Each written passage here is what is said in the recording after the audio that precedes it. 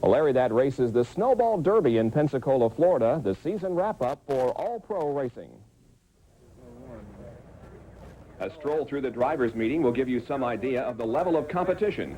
Mike Alexander will be pole sitter at over 107 miles an hour.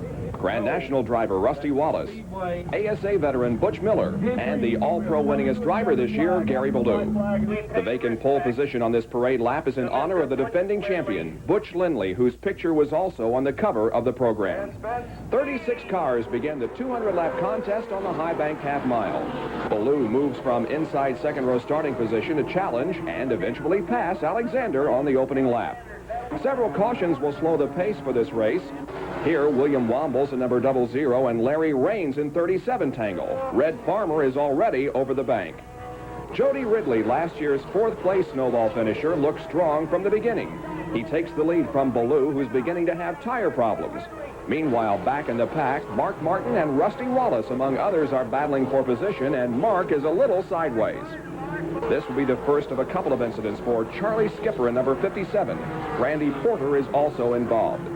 Daniel Keene's hopes of taking the championship away from Steve Grissom disappear when smoke appears from the number 5 Camaro. Davey Allison has an up-and-down day. This second spin doesn't hurt much.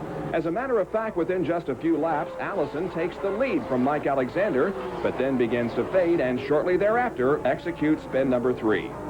Ballou heads for the pits for the final time and is a DNF. Jody Ridley leads the final laps of this race and captures his first Snowball. Rusty Wallace and Mark Martin trade paint here. Rusty will end up second.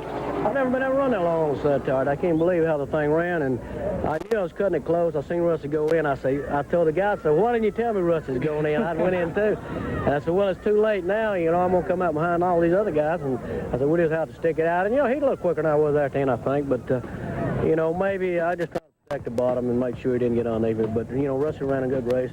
Following Wallace in second was 78 Snowball winner Dave Mader, then Martin and Butch Miller.